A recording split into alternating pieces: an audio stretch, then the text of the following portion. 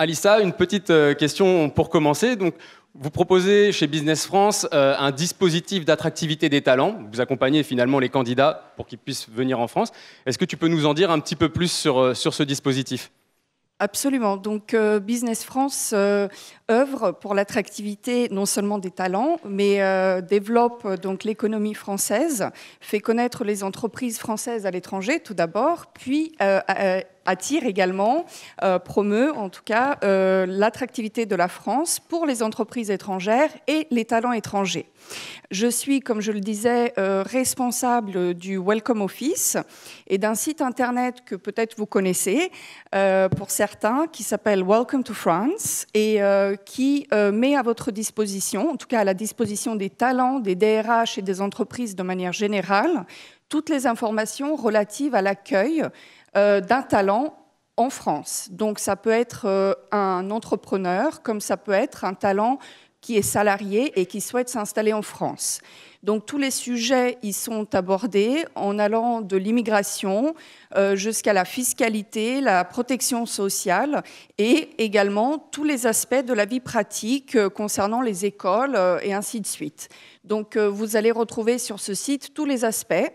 Nous faisons également, nous avons une helpline, donc un service dédié qui répond à toutes les questions, aussi bien des talents que des entreprises, en live, donc en 3 jours ouvrés. Et nous accompagnons également des projets ou des projets stratégiques pour l'arrivée en France d'entreprises étrangères et des talents étrangers. Voilà, donc ça c'est le dispositif de Business France. Ok, merci beaucoup Alissa. Donc vous avez bien noté, Welcome to France, c'est le site à aller voir, peut-être même là, en direct ou après la conférence. Une petite question par rapport justement à ton expérience depuis quelques années, depuis 2 ans de mise en place de ce site. Quel est le retour candidat ? Est-ce que des tendances se dégagent ? Est-ce que vous avez peut-être beaucoup plus de visites, des candidatures, et dans quel domaine ? Tout à fait. Justement, je regardais encore ce matin, puisque chaque jour on vérifie les visites sur le site, et on vient de s'apercevoir qu'on est déjà à plus de 450 000 visiteurs sur ce site, qui est un site institutionnel. Bravo. Merci. Pourquoi je parle de ce chiffre-là ? Ça représente quelque chose, puisqu'aujourd'hui c'est quand même une niche, ce type de site, et c'est une bonne fréquentation. Donc on a doublé le chiffre. L'année dernière, donc, on a ouvert ce site le 23 février 2017. Et aujourd'hui, cette année, en tout cas en 2018, on a doublé le chiffre, donc on est assez fiers. On a beaucoup de visiteurs qui sont des talents eux-mêmes, pas seulement des DRH, mais également des talents eux-mêmes qui posent beaucoup de questions. Nous avons beaucoup d'étudiants qui souhaitent travailler en France. Et nous en sommes très fiers, nous les renseignons tous les jours. Ce qu'on remarque, c'est également beaucoup d'intérêt pour la France depuis, je dirais, ces 2 ans. Pour une autre raison, c'est que la France a mis des dispositifs en place qui est également qui est un très bon dispositif qui s'appelle le passeport talent pour les talents étrangers qui souhaitent s'installer en France d'un point de vue immigration qui facilite énormément les démarches. Donc vous trouverez également toutes les informations sur le passeport talent sur notre site internet. Une dernière petite question pour toi, Alissa. Juste côté entreprise, ça va en intéresser certains, je pense, dans la salle. Quelles sont les tendances, justement ? Quel type de profil recherchent les entreprises tout particulièrement ? Est-ce qu'il y a des profils en tension aussi, qu'on peut capter même presque qu'à l'international, qui sont en pénurie en France ? Alors, je ne dirais pas en pénurie, mais ce qui se dégage très certainement, c'est tout ce qui est innovation. Et là, je vais vous parler évidemment de la French Tech. Donc, nous travaillons en étroite collaboration avec la mission French Tech et avec la French Tech d'une manière, donc il y a des incubateurs, il y a des personnes qui sont très intéressées, des jeunes entrepreneurs donc, qui finissent leurs études et qui souhaitent créer leur entreprise dans l'innovation. Donc, c'est vraiment cette tendance-là qu'on voit aujourd'hui et qui, à mon avis, ne va pas cesser de croître. Super, merci beaucoup Alissa. Pour toutes les personnes qui seraient intéressées d'en savoir plus, on aura évidemment un cocktail en fin de journée, donc n'hésitez pas. Sinon, à suivre aussi les pages LinkedIn des entreprises de nos intervenants. Ça m'a été demandé par l'une d'entre elles, je vous laisse deviner qui.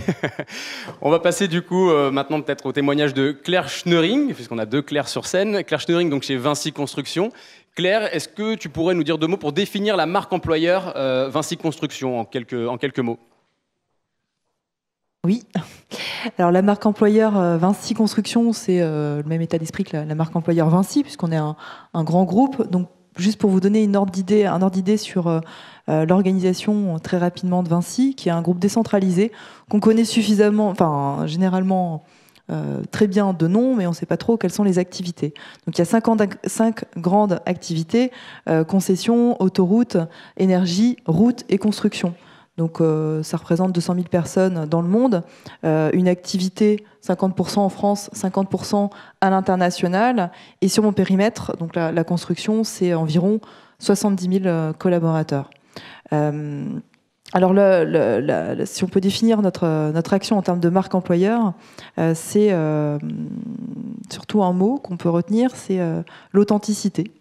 Je vais vous raconter peut-être une histoire. C'est qu'avant de rentrer chez Vinci, j'y ai pas passé toute ma vie, je travaillais dans un cabinet de recrutement et voilà, j'ai été approchée par Vinci et tous mes camarades me disaient mais qu'est-ce que tu vas faire chez Vinci, BTP, c'est ringard, voilà, c'est daté, reste avec nous, on est jeunes, on est sympa et on gagne bien sa vie.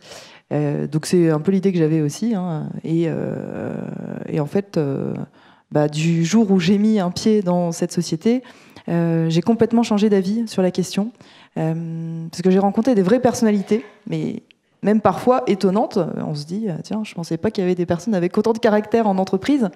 Et c'est ce qu'on valorise dans notre marque employeur, cette authenticité, se dire, voilà, les savoir-faire, c'est bien, mais ce qui fait vraiment la différence, c'est qui vous êtes. Et donc, on a relancé une grande campagne il y a 2 ans, avec des adjectifs trop créatifs, trop ambitieux, trop généreux.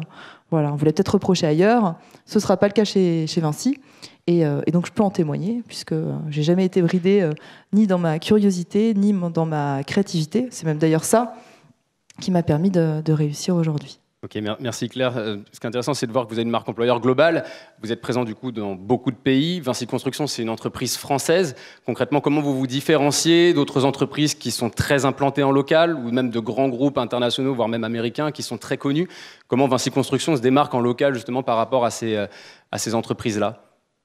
Alors, comme je disais tout à l'heure, nous sommes un groupe décentralisé avec beaucoup de sociétés qui ont des noms différents. Donc, on voit rarement Vinci comme marque dans les pays dans lesquels on intervient, puisqu'on souhaite garder cette identité propre aux sociétés qui ont rejoint le groupe, puisqu'on grandit par croissance organique, mais également par croissance externe. Donc on essaie de garder le meilleur du double modèle. Et donc localement, c'est plutôt les marques historiques qui sont connues. Après, les actions Vinci, c'est du plus. Donc sur la marque employeur, c'est du plus. Et là, donc pour se différencier et être connu, on essaie de lancer des innovations. C'est intéressant cette logique de marque pour justement bien s'implanter dans les pays. Je crois que les grands groupes de construction font tous à peu près la même chose. Enfin, je pense que vous travaillez un peu tous sur ces identités par pays. Alors, il y a beaucoup qui déploient leur marque. Je pense que c'est assez particulier. Même par région aussi, même en France. Je crois qu'on a des régions qui disposent de marques différentes. Une petite question aussi, par rapport aux actions que vous menez à l'international, est-ce qu'il y a des tendances qui se dégagent? Il y a peut-être des pays dans lesquels certaines actions sont plus pertinentes que d'autres? Ou est-ce qu'il y a même des actions qu'on pourrait qualifier d'universelles? Des choses que vous mettez en place qui finalement peuvent correspondre à tout type de profil? Je pense à des forums, je pense à des actions en ligne, je pense à un tas d'initiatives. Je pense qu'on fait pas il n'y a pas de réaction, il n'y a pas d'action différente selon les pays. Globalement, on fait tous, je pense comme vous tous, à peu près les mêmes actions, d'aller dans les écoles, organiser des amphis, faire intervenir des experts.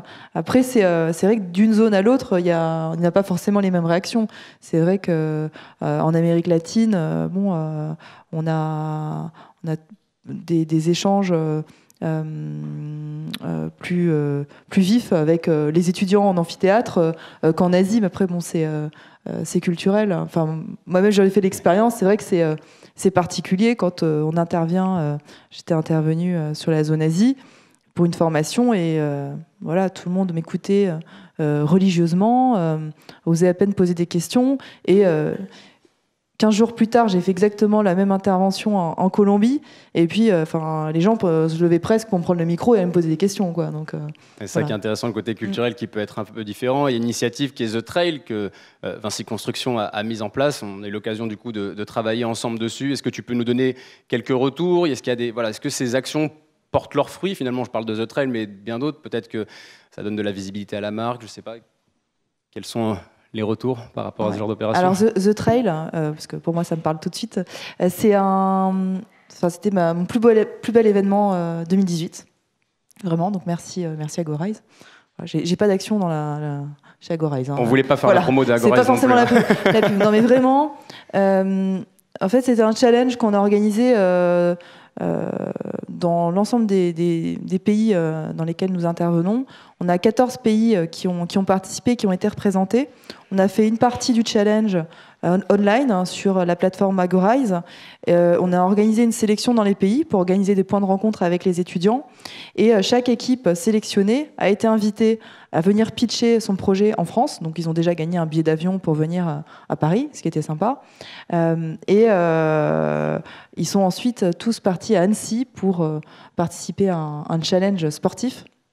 Donc, on a eu 14 nationalités qui se sont rencontrées avec un super bon esprit et on est tous repartis avec des bons souvenirs. J'imagine, à Annecy, c'est quand même un endroit plutôt sympa pour accueillir les étudiants. Je pense qu'ils ont été ravis. Merci Claire pour ton témoignage sur tous ces sujets. Je vais passer peut-être la parole à Vincent Mattei maintenant, donc chez Thales que tout le monde connaît, j'imagine, dans la salle. En tout cas, ceux qui ne connaissent pas, je leur conseille d'aller se renseigner. Alors, Vincent, par rapport à la marque employeur Thales, comment est-ce que tu la définirais? Alors, je vais rebondir sur ce qui a été dit. Pour beaucoup de gens, Thales, c'est une entreprise uniquement de défense, où on a l'impression, pour beaucoup, qu'on a que des militaires en kaki qui sont dans des bureaux. Et ben, c'est pas que ça. Un peu l'image qu'on peut avoir sur la construction. On a un objectif important. Peut-être pour répondre à la question, la définition de la marque employeur, en tout cas pour moi, c'est de faire en sorte qu'on soit reconnu comme un employeur de référence, qu'on mène un certain nombre d'actions, et notamment pour éviter de payer des fortunes pour aller chercher des candidats, et tout ça pour faire qu'ils viennent naturellement vers nous. Donc on essaye en termes de marque employeur de diversifier les outils et les canaux.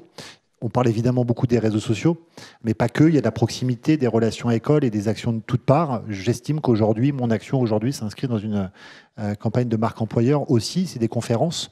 Donc il y a tout un tas d'actions pour présenter le groupe. Et nous, on insiste beaucoup, avec de l'authenticité aussi, parce que c'est important, sur le témoignage de nos métiers, de nos activités. Je sais pas, il y a plein de gens qui ne savent pas qu'on fait des transports, qu'on est un acteur majeur dans le domaine du spatial ou dans la cybersécurité. Donc on va beaucoup insister sur la promotion de vrais gens, et des vrais gens qu'on va retrouver d'ailleurs sur des salons en France et à l'international.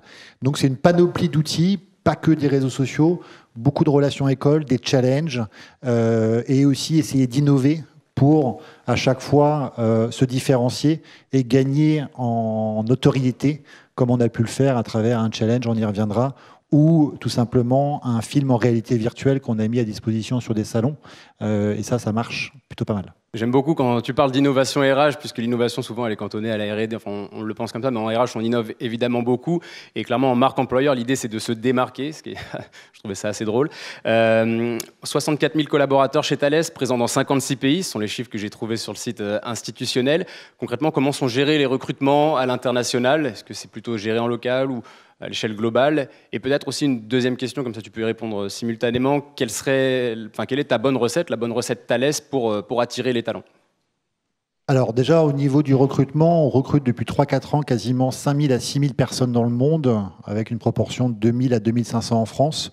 On est plutôt organisé par pays ou par zone géographique. Il y a des grands pays où il y a une organisation pays, ou sur une zone avec des équipes dédiées. Ça, c'est nouveau depuis quelques années. On a des équipes dédiées à 100% recrutement, marque employeur, relations école.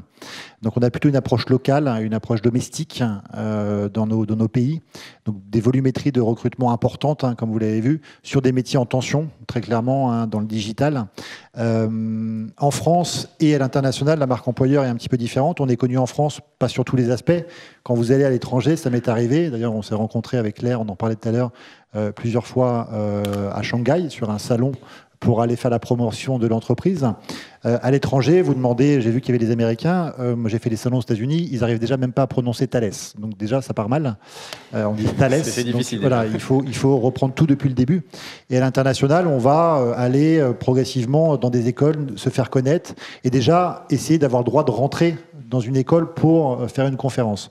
Travailler sur les réseaux sociaux, de la cooptation et gagner en notoriété, même si ça prend, ça paraît drôle, la marque employeur, mais c'est quand même extrêmement compliqué à installer, à perdurer. On peut être en haut d'un classement et chuter rapidement ou ne pas progresser en termes de marque employeur. Donc, en fonction du pays, en fonction des outils, on va essayer de trouver les solutions les plus pertinentes avec, évidemment, aussi, il faut le dire, le meilleur ROI, parce qu'on peut dépenser beaucoup d'argent dans un outil et ça ne fonctionne pas, et pouvoir s'adapter aussi avec des actions qui sont parfois très locales, très spécifiques et surtout avec beaucoup d'authenticité et en proximité. C'est important.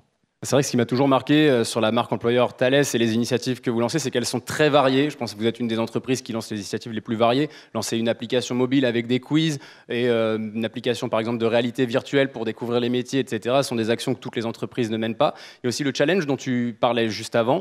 Du coup, est-ce que tu peux nous dire un peu quelques mots par rapport à ça, le challenge Thales Arduino, ses objectifs initiaux, peut-être le retour sur investissement aussi d'une opération comme celle-ci? Ouais, le challenge Thales Arduino, c'est un challenge qu'on a organisé pendant un peu plus de 4 ans.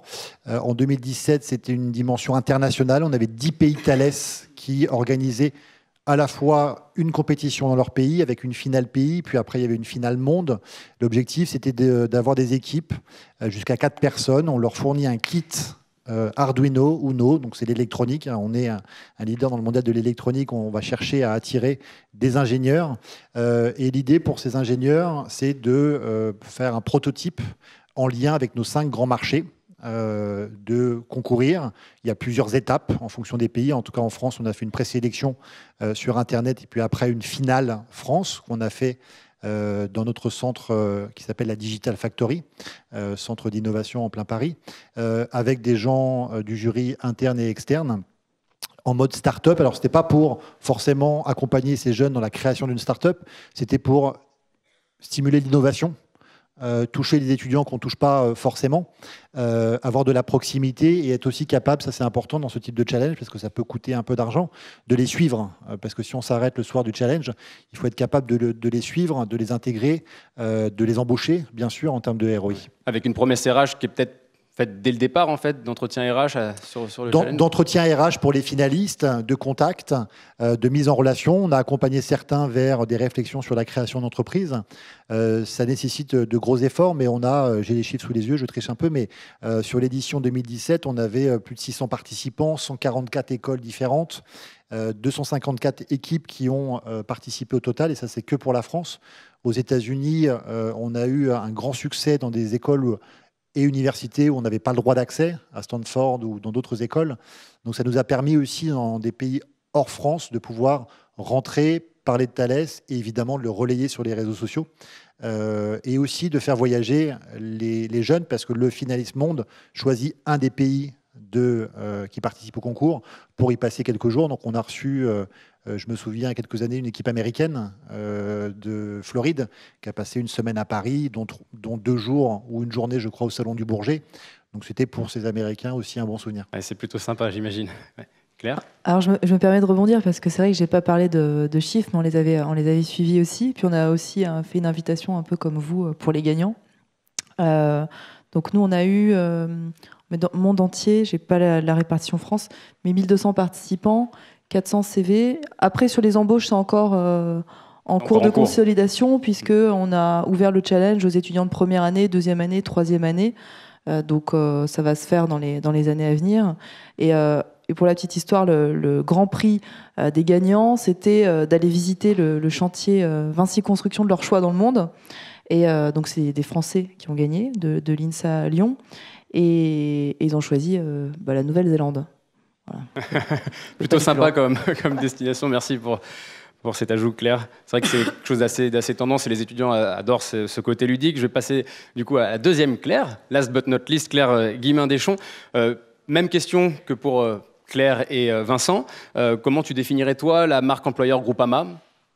Alors, déjà en amont, en effet, sur la marque employeur chez Groupama, on partage tous des convictions qui sont à la fois à la direction de la communication et à la direction des ressources humaines. Déjà, c'est que la marque employeur est aussi un pilier de la marque globale, au même titre que la communication commerciale, la communication financière ou institutionnelle. On a aussi souvent coutume de dire qu'entre la communication commerciale et la communication justement du volet employeur de la marque, eh bien, nos sorts sont liés, c'est-à-dire plus concrètement, si on prend par exemple un candidat avec une expérience candidat qui on va dire est réussi, même si le candidat n'est pas retenu, aura en tout cas plus de facilité à recommander l'entreprise et donc nos produits que si évidemment il passe un moment peu agréable avec un recruteur ou un manager. Donc ça, ce sont des convictions vraiment profondes. Et par rapport à ces convictions-là, on a construit une marque employeur j'ai envie de dire pour le coup innovante. Innovante pourquoi ? Parce que on a choisi dans un premier temps non pas de donner la parole à nos collaborateurs, mais de donner la parole à nos clients. Donc on a fait une campagne de marque employeur avec nos vrais clients. On s'est basé en fait sur la baseline Groupama qui est la vraie vie s'assure ici. Donc avec ce concept de vrai, on est allé chercher nos vrais clients. Donc une partie de nos clients sont en effet des agriculteurs, d'autres parties sont n'importe quel client sociétaire du groupe. Et donc on a fait ces campagnes-là avec nos clients qui disaient qu'est-ce qu'ils attendent de nos collaborateurs. Donc ça, c'était par exemple un tel attend d'un actuaire qu'il l'écoute et le comprenne, etc., etc. Donc on a fait toute une campagne comme ça. Et puis dans un second temps, on est venu justement donner la parole à nos collaborateurs pour un discours de preuve venant dire, par exemple, un tel, donc moi Claire, je sais pas moi, intègre, je le suis, et c'est ça qui me permet de répondre à mon client en l'occurrence. Donc ça a fait comme ça un peu un effet miroir et on a vraiment recherché un peu ce positionnement un peu différent pour justement ce que tu disais tout à l'heure, essayer de sortir du lot, puisqu'on est tous confrontés au même recrutement. On a des initiatives vraiment, vraiment inspirantes, c'est top. Petite question encore pour toi, Claire. Tu as un parcours assez varié. Tu as travaillé à l'ESSEC, donc au sein même d'une école, d'une grande école de commerce. Tu as travaillé au sein du groupe SEB, une entreprise française mais très implantée à l'international. Chez FM Logistique, une entreprise plutôt B2B, mais qui travaille également à l'international. Et aujourd'hui chez Groupama, comment ? Qui était sur la table ronde précédente. Qui était sur la table ronde précédente, effectivement. Et aujourd'hui, du coup, chez Groupama, qui est une entreprise plutôt française. Voilà. Donc, par rapport justement à toutes ces expériences, quelle est aujourd'hui ta vision, ton regard des relations écoles, la manière dont elles ont évolué, les attentes, etc. Alors, juste en petite précision, Groupama est un groupe français. D'ailleurs, c'est aussi le cas de Groupe SEB et de FM Logistique. Mais Groupama est aussi présent à l'international. Donc, on est présent dans 32 500 collaborateurs et on est présent dans 11 pays, pour information, parce que c'est pas forcément évident pour le groupe Groupama. Et par rapport à ta question, ma vision en fait des relations écoles, pour moi, c'est peut-être parce que j'ai après un début de carrière, je suis allée en effet à l'ESSEC et là j'ai vu en fait la richesse des liens entre le triptyque école, entreprise et étudiants.